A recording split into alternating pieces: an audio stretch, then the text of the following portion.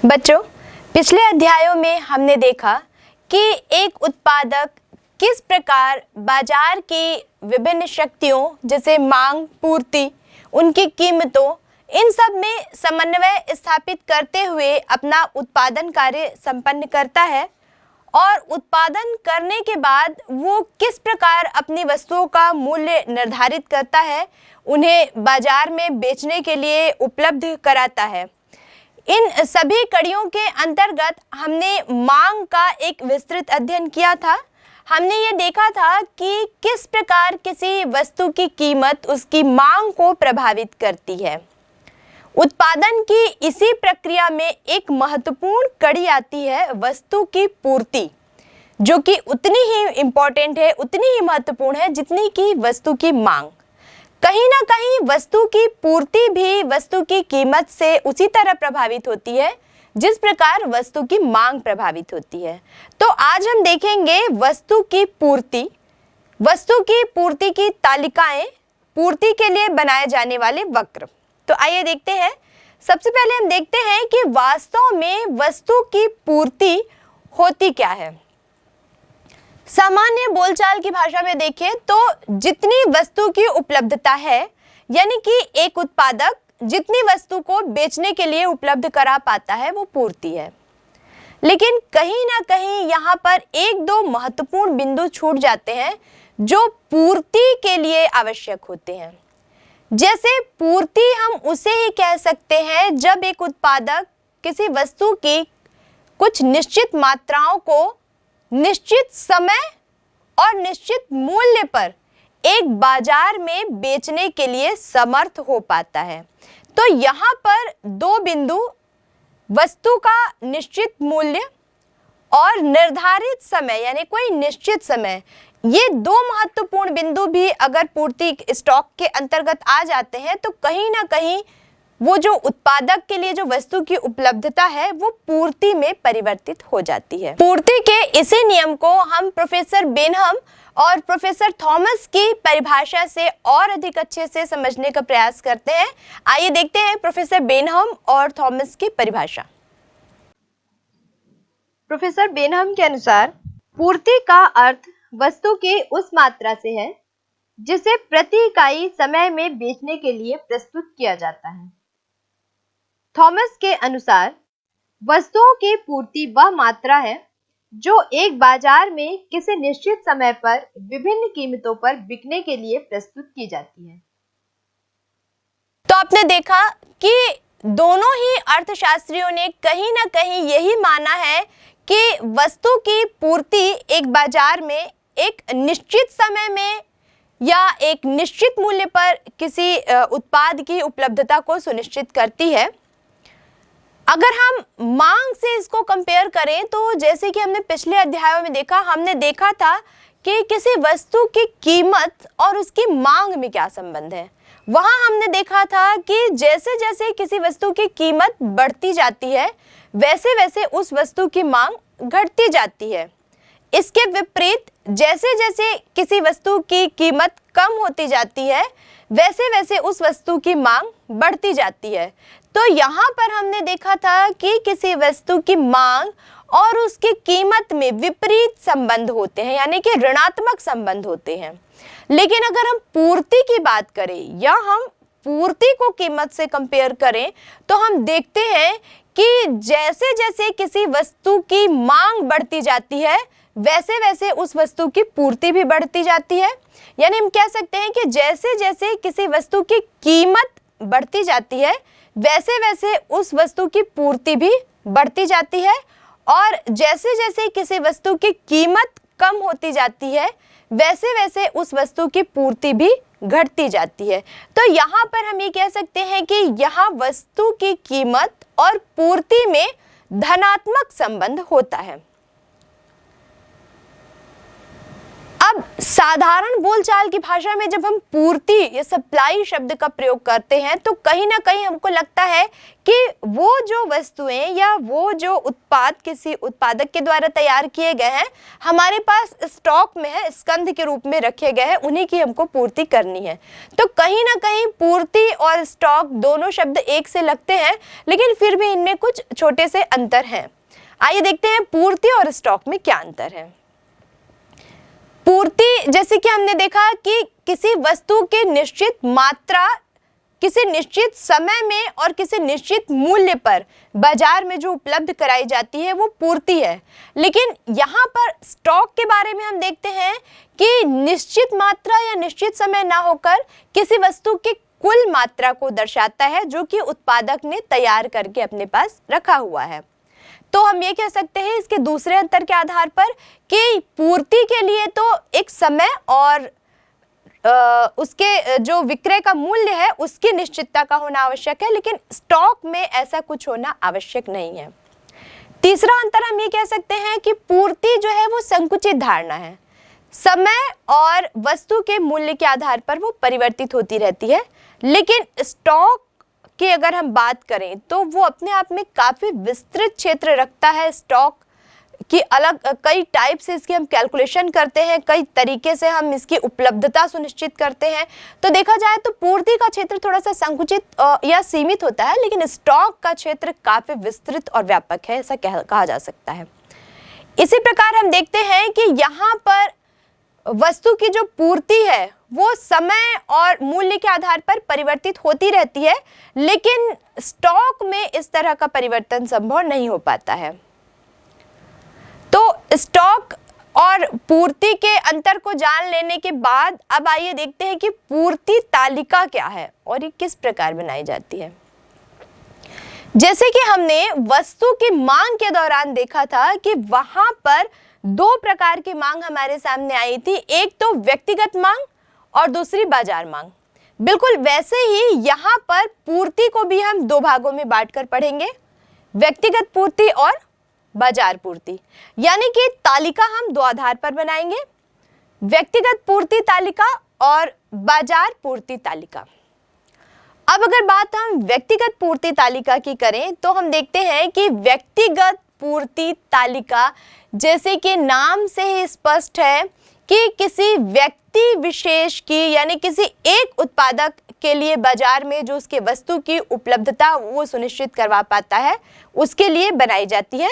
तो व्यक्तिगत पूर्ति तालिका में किसी एक उत्पादक के बारे में ही यहाँ पर विवरण प्रस्तुत किया जाएगा। जैसे कि हम यहाँ पर देख रहे हैं कि एक उत्पादक के बारे में यहाँ पर बताया गया है कि एक उत्पादक जो है वो आइसक्रीम की विभिन्न इकाइयों को कितनी मात्रा में और किस मूल्य पर बेचने को वो तैयार होता है। यहाँ पर हम देखते हैं कि जब यहाँ पर आइसक्रीम की जो कीमत है वो 5 रुपए है तो उसकी मात्रा जो है, पूर्ति की जो मात्रा है वो 0 है, और जब आइसक्रीम की कीमत 10 रुपए होती है तो उसकी पूर्ति की जो मात्रा है वो 10 इकाई हो जाती है।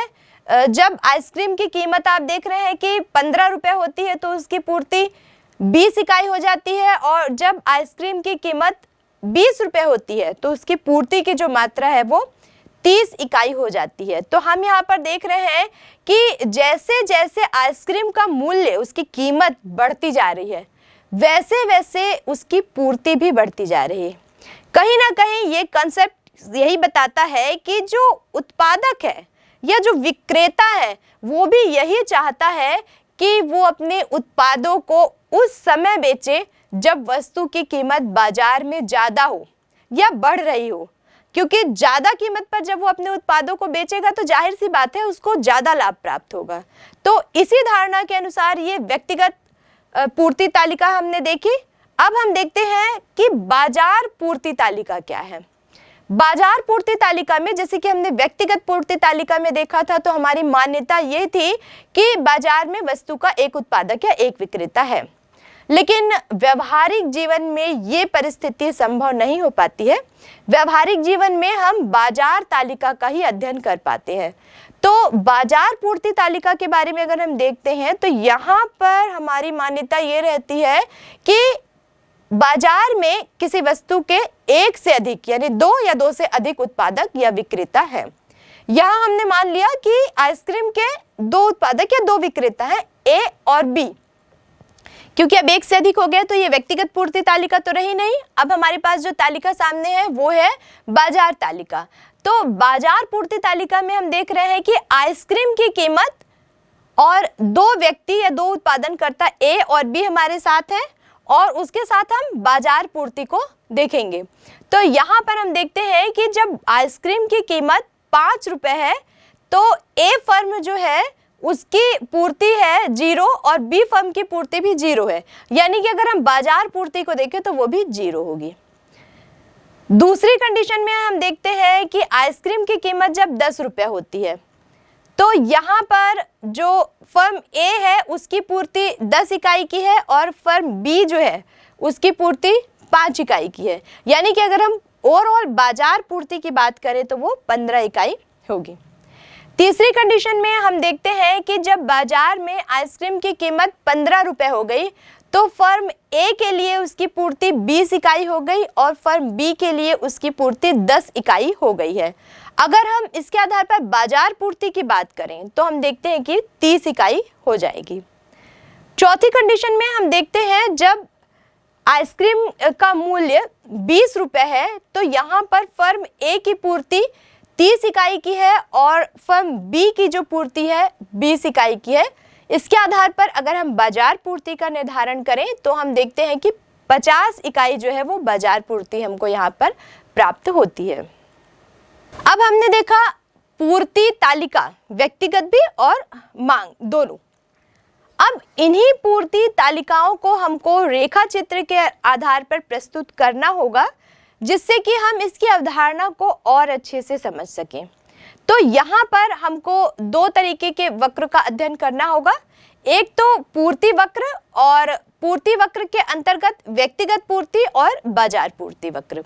तो पूर्ति वक्र की अगर हम बात करते हैं तो बिल्कुल नाम से स्पष्ट है कि इसके पहले हमने जिन तालिकाओं का, जिन सारणियों का अध्ययन किया, अगर हम उन्हीं सारणियों को वक्र रेखा चित्र के सहायता से जब अभिव्यक्त कर देते हैं तो वहां पर हमको वक्र प्राप्त हो जाता है। तो आइए देखते हैं कि किस प्रकार व्यक्तिगत पूर्ति तालिका को वक्र में हम वहां पे एक व्यक्तिगत पूर्ति वक्र प्राप्त करते हैं रेखा चित्र की सहायता से, और किस प्रकार बाजार मांग तालिका के आधार पर हम वहां पर बाजार मांग तालिका का एक रेखा चित्र बनाएं और साथ में हम बाजार मांग तालिका का वक्र प्राप्त करें। पूर्ति तालिका के अनुसार पूर्ति वक्र बनाने के लिए हम रेखा OX पर वस्तु की मात्रा और रेखा OY पर वस्तु की कीमत को अंकित करेंगे। यहाँ पर हम देखते हैं कि जब वस्तु की कीमत 5 रुपए थी तो वस्तु की पूर्ति 0 इकाई थी। जब वस्तु की कीमत 10 रुपए हो गई तो वस्तु की पूर्ति 10 इकाई हो गई। जब वस्तु की कीमत 15 रुपए हो गई तो वस्तु की पूर्ति 20 इकाई हो गई, और जब वस्तु की कीमत 20 रुपए हो गई तो बाजार में वस्तु की पूर्ति 30 इकाई की हो गई।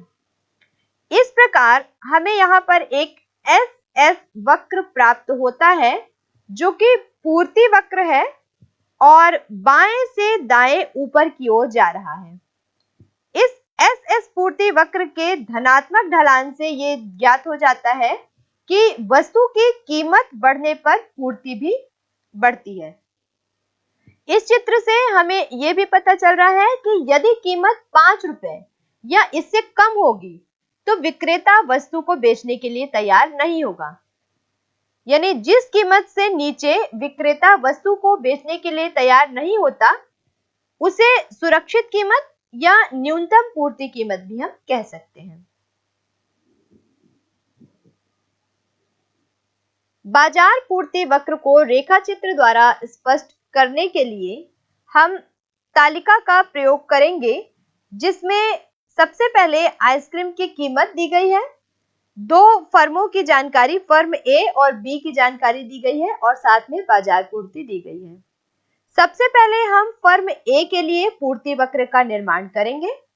हम यहाँ पर देखते हैं कि जब बस यहाँ पर हम फर्म ए की पूर्ति फर्म ए का पूर्ति वक्र बनाने के लिए रेखा OX पर वस्तु की मात्रा और रेखा OY पर वस्तु की कीमत लिखेंगे।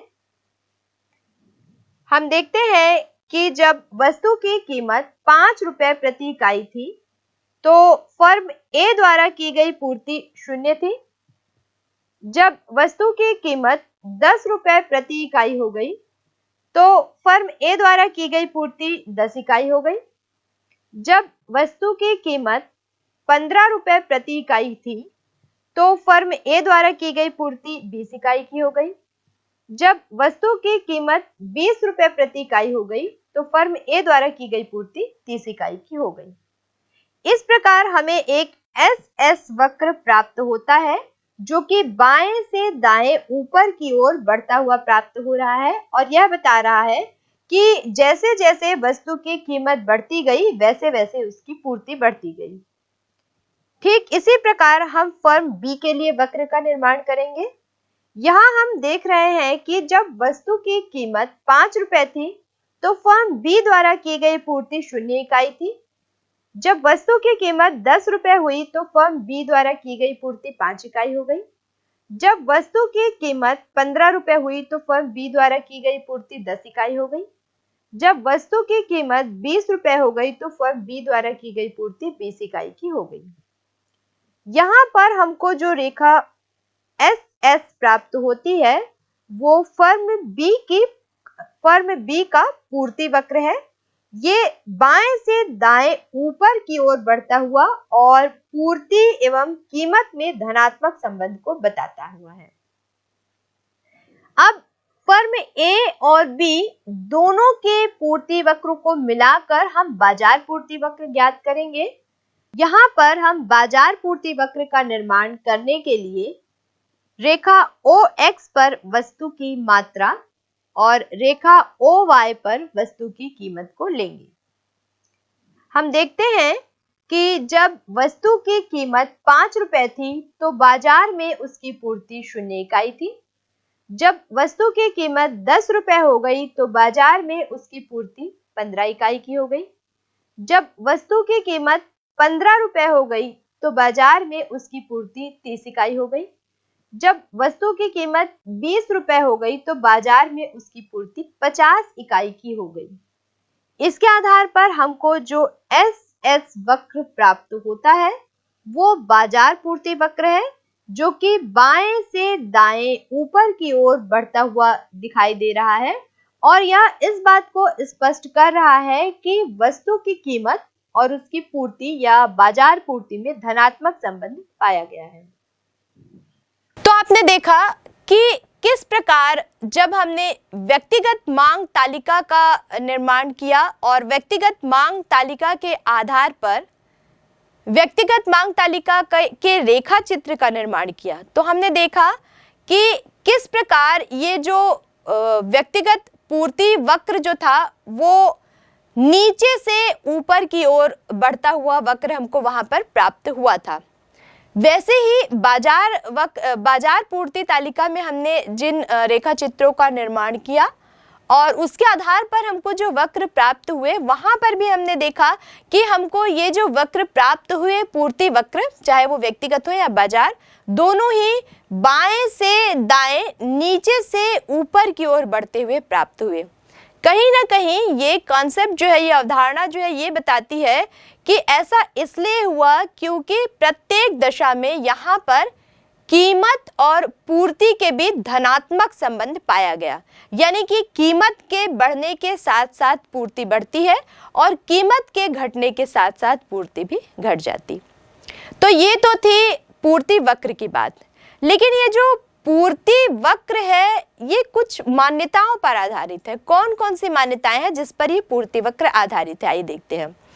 सबसे पहली मान्यता इसकी ये है कि कीमत और पूर्ति के जो परस्पर संबंध होते हैं उनमें निरंतरता या सूक्ष्म अंतर, या तो वो लगातार एक साथ परिवर्तित होते हैं या थोड़े से अंतर के साथ परिवर्तित होते हैं, लेकिन फिर भी दोनों को साथ साथ चलना। जैसे अभी हमने बात की कि कीमत अगर बढ़ती है तो साथ में पूर्ति बढ़ेगी, कीमत अगर घटती है तो साथ में पूर्ति भी घटेगी। तो इसमें निरंतरता का होना आवश्यक है, तभी ये नियम यहाँ पर लागू होगा।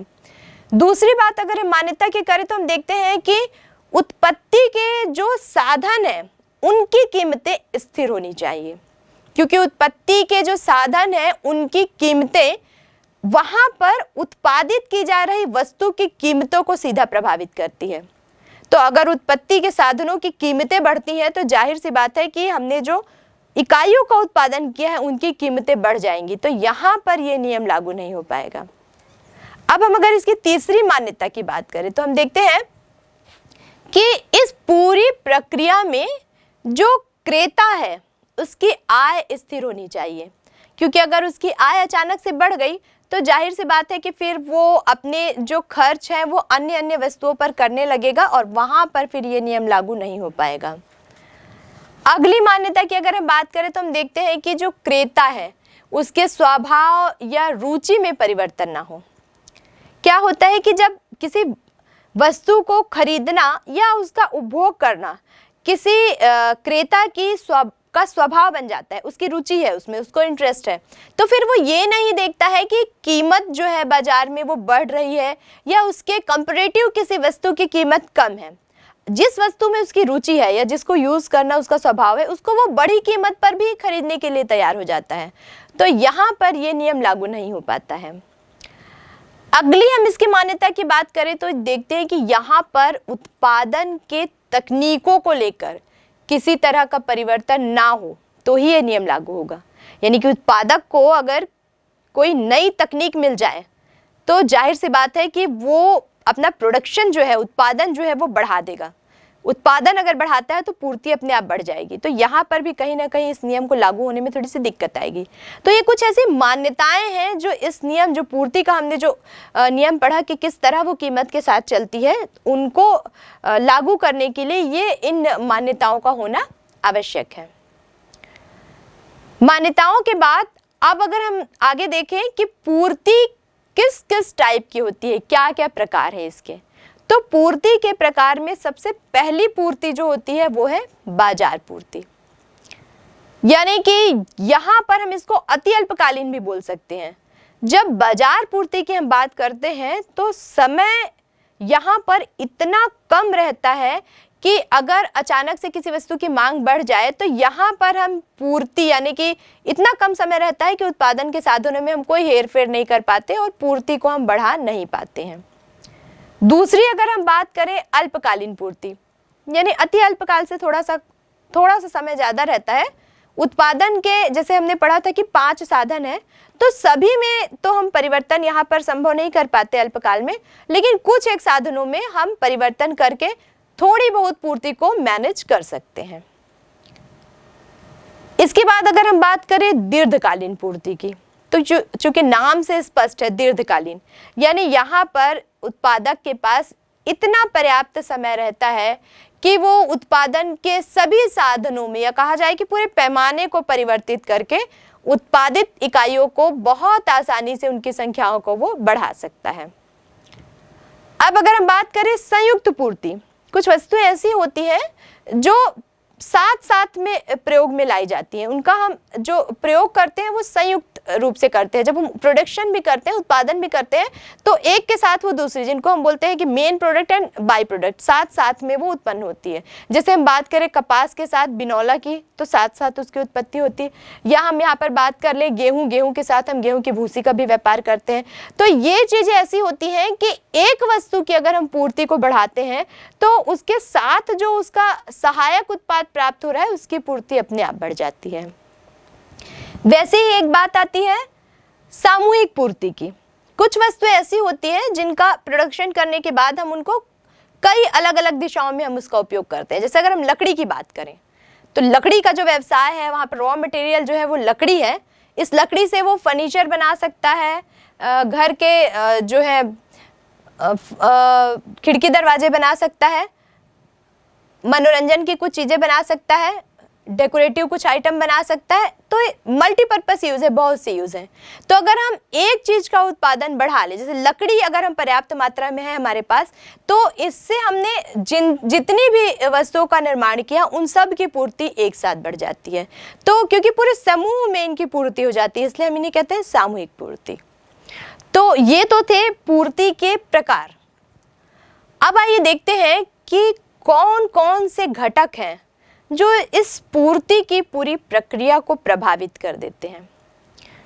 पूर्ति को प्रभावित करने वाले घटकों की अगर हम बात करें तो सबसे पहला आता है कि उत्पत्ति के साधन। अब यहाँ पर अगर हम उत्पत्ति के साधनों की बात करें तो जैसे कि हमने पहले भी देखा कि उत्पत्ति के साधनों की कीमतें अगर बढ़ती हैं तो क्योंकि उनका सीधा संबंध उत्पादन से है, उत्पत्ति के साधनों की कीमत अगर बढ़ी तो उत्पादन जो बढ़ा है जाहिर सी बात है कि उसकी कीमत बढ़ जाएगी। उत्पादन की कीमत अगर बढ़ी हुई है तो जाहिर सी बात है उत्पादक उसको बढ़ी कीमत पर बाजार में बेचेगा, यानी कि उन वस्तुओं की कीमतें बाजार में बढ़ जाएंगी। इसके विपरीत अगर उत्पादन के साधनों की कीमतें कम हो जाती हैं तो उत्पादन यानी जिस वस्तु का प्रोडक्शन किया गया उस वस्तु की कीमत भी बाजार में कम हो जाएगी। तो कुछ इस तरह से इन दोनों में संबंध होता है। दूसरा अगर हम बात करें तो वस्तु की कीमत जो होती है वो भी कहीं ना कहीं वस्तु की पूर्ति को प्रभावित करती है। ये तो साधारण सी बात है, कीमत की ही हम बात कर रहे हैं अभी तक कि वस्तु की कीमत अगर कम होती है तो पूर्ति भी कम हो जाएगी, वस्तु की कीमत अगर बढ़ती है तो पूर्ति भी बढ़ जाएगी, क्योंकि कोई भी उत्पादक या कोई भी विक्रेता बढ़ी हुई कीमत पर ही अपने वस्तु को बाजार में लाकर बेचना चाहता है। जैसे ही वस्तु की कीमत घटती है वो अपने प्रोडक्ट जो होता है वो बाजार से हटा लेता है और वो हमेशा प्रयासरत रहता है कि कब उस वस्तु की कीमत बाजार में बढ़े और ले जाकर वो उसको बेचे। तो वस्तु की कीमत जो है वो प्रत्यक्ष रूप से वस्तु की पूर्ति को प्रभावित करती है। ठीक इसी तरह प्राकृतिक तत्व भी कुछ होते हैं जो वस्तु की पूर्ति को प्रभावित कर देते हैं। ना चाहते हुए भी कई बार मौसम की हेराफेरी या अनिश्चित समय में बरसात हो जाना, जब बारिश होनी चाहिए उस समय बारिश होती नहीं है और जिस समय बारिश नहीं होनी चाहिए उस समय बारिश हो जाती है। कई बार होता है कि अनावृष्टि हो जाती है, बारिश नहीं होती, कई बार होता है कि अतिवृष्टि होती है। तो इन सब का प्रभाव जो फसल है या जो कृषि उत्पाद है उन पर प्रत्यक्ष रूप से पड़ता है। तो कहीं ना कहीं यहाँ पर जब इस तरह की कोई प्राकृतिक आपदा आ जाती है तो इन उत्पादों की पूर्ति अपने आप प्रभावित होने लगती है। वैसे अगर हम बात करें कि उत्पादन की विधियों की तो हम देखते हैं कि उत्पादन की विधियों में परिवर्तन करके कई बार वस्तु की पूर्ति को बढ़ाया जा सकता है। जैसे कि हमने देखा कि प्राचीन कालीन पुरानी विधियों का हम प्रयोग कर रहे हैं, वहां पर हम उत्पादन के लिए नई टेक्नोलॉजी का प्रयोग करें, हाथ की जगह हम मशीनों का प्रयोग करें। तो कहीं ना कहीं जैसे कृषि में हम देखते थे कि पहले धान की कटाई वगैरह के लिए हम हाथ से ही या मजदूर लगाकर करते थे, लेकिन अब बहुत सारी मशीनों का प्रयोग करके हम कटाई करते हैं। तो ये कुछ ऐसी तकनीकें हैं, कुछ ऐसे उपकरण, कुछ ऐसी विधियां हैं जिनसे वस्तु की पूर्ति जो है उत्पादन में उनकी पूर्ति अपने आप बढ़ जाती है। वैसे ही हम इसके एक तत्व की बात करें तो हम देखते हैं कि परिवहन और संचार की सुविधाएं जहां पर पर्याप्त मात्रा में है उन स्थानों पर वस्तु की पूर्ति आसानी से की जा सकती है। लेकिन कुछ क्षेत्र ऐसे होते हैं जैसे पहाड़ी क्षेत्र हैं या जिन क्षेत्रों में सड़क की व्यवस्था प्रॉपर नहीं है, वहां पर उत्पाद को आसानी से पहुंचाया नहीं जा सकता, बहुत कठिनाई होती है। तो वहां पर बहुत से वस्तुओं की जो पूर्ति है वो बाधित हो जाती है, नहीं पहुंच पाती। वैसे ही इसका एक तत्व हो सकता है औद्योगिक शांति।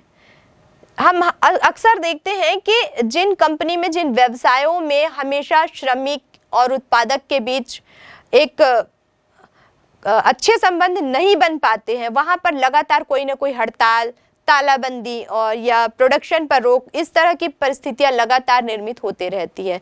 तो वहां पर कहीं ना कहीं क्योंकि उत्पादन बाधित होता है, उत्पादन अगर बाधित होगा तो जाहिर सी बात है कि पूर्ति भी बाधित हो जाएगी। तो अगर औद्योगिक शांति है तो उत्पादन स्थिर तौर पे लगातार चलता रहेगा, वहां पूर्ति बाधित नहीं होगी। और अगर औद्योगिक शांति नहीं है तो प्रत्यक्ष प्रभाव इसका उत्पादन पर पड़ेगा और वहां पर पूर्ति बाधित हो जाएगी। तो ये सारी चीजें थी, ये वो तत्व हैं जो एक उत्पादन की पूरी प्रक्रिया में जिस वस्तु का उत्पादन किया जा रहा है उसकी पूर्ति को प्रभावित कर सकते हैं।